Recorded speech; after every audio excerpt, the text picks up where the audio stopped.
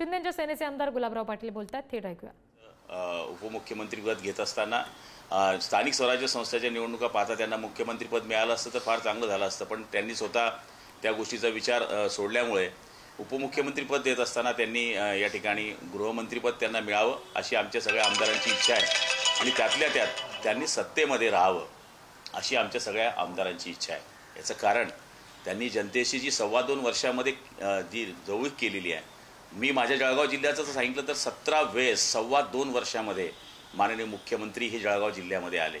याचाच अर्थ असा होतो की मुख्यमंत्र्याची लाडकी बहिणीचे कार्यक्रम असतील, शासन आपल्या दारी असेल किंवा छोट्या छोट्या निवडणुका असतील, बैठका असतील, म्हणजे लोकांमध्ये मिसळलेला हा माणूस आहे आणि त्यांनी सत्तेच्या बाहेर राहणं हे जनतेला मान्य नाही आहे. म्हणून आमची सगळ्यांची त्यांच्याकडे हीच अपेक्षा आहे की माननीय शिंदे साहेबांनी सत्तेत राहावं आणि जे लोकांकरता केलेली कामं आहे ती पूर्ण तडीस लावण्याकरता सरकारबरोबर सहकार्य करावं अशीच आमची सगळ्यांची अपेक्षा. मुख्यमंत्रीपद मिळणार नाही, भाजपला मिळणार जो विषय असताना स्पेसिफिकली स्पष्ट उत्तरापेक्षा की एकनाथ शिंदे यांनी उपमुख्यमंत्रीपद स्वीकारावं अशी पक्षातल्या नेत्यांची आमदारांची इच्छा आहे का?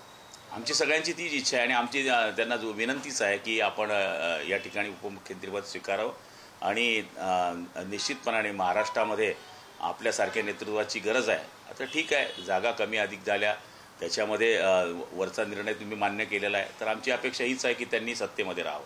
सर, काल केसरकर म्हणताना म्हटले की आमची एकच मागणी आहे की शिंदे साहेबांचा योग्य तो सन्मान राखला जावा. तो पद देऊनच राखला जातो असं नाही, तर सत्तेत नीट वाटाघाटी करूनच तो राखला जावा, त्यामुळेच तो योग्य मान राखला जाईल असं बोललं जाते.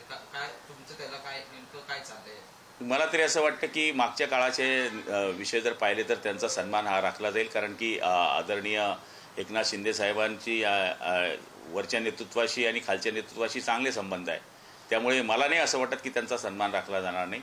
निश्चितपणाने त्यांचा सन्मान राखला जाईल आणि तो राखत असताना आमची अपेक्षा हीच आहे, त्यांचा सन्मान राखला जावा ही सगळ्यांची मानसिकताच आहे, पण त्यांनी सत्तेत यावं हीच आमची सगळ्या आमदारांची इच्छा आहे. भाजपच्या नेत्यांचं नेमकं काय म्हणणं आहे यावर? कारण का तुम्ही म्हणताय की उपमुख्यमंत्री पदासाठी आणि गृहमंत्री या गृह खात्यासाठी तुम्ही आग्रही आहात, मात्र भाजप देखील सोडायला तयार नाहीये गृह खातं. त्यांच्या नेत्यांचं नेमकं काय म्हणणं आहे या तुमच्या मागणीवर आणि आग्रहावर?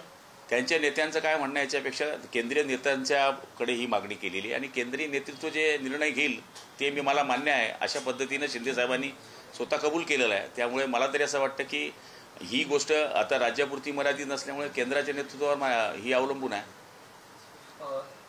जेव्हा तुमचं इलेक्शन व्हायचं होतं त्याआधी तुमच्या पत्रकार परिषदा होत होत्या, थेट सांगत होत्या की मुख्यमंत्री एकनाथ शिंदेच आमचा चेहरा आहे. मग त्यानंतर आता ही परिस्थिती बदलते. एकनाथ शिंदे यांनी पत्रकार परिषदेत असं कुठेही म्हटलं नाही की आम्हाला मुख्यमंत्रीपद नकोय, वरिष्ठ निर्णय घेतील तो आम्हाला मान्य असेल. आता तुम्ही थेटपणे सांगताय की मुख्यमंत्रीपद, तुमच्या बोलण्यावरून असं पोर्ट्रे होतंय की शिंदे गटाला मुख्यमंत्रीपद नकोय किंवा त्यांना ते मिळणारच नाही, त्यांनी ते तसं धरून ठेवलंय गृहीत. त्यामुळे आता त्यांना फक्त उपमुख्यमंत्रीपद किंवा गृहमंत्रीपदच हवं. तुम्ही मुख्यमंत्रीपदाचं पूर्णपणे सोडून दिलंय, तुम्ही आता हे गृहीतच धरत नाहीये. हे बघा, पूर्वीपासून आम्ही मागणी केली होती मुख्यमंत्रीपद आम्हाला मिळावं, पण शेवटी स्वतः आमच्या नेतृत्वानेच हे सांगितलं की माझी कुठलीच आडकाठी राहणार नाही आणि आम्ही एकनाथ शिंदे यांचा आदेश मानणारे शिवसैनिक आहोत.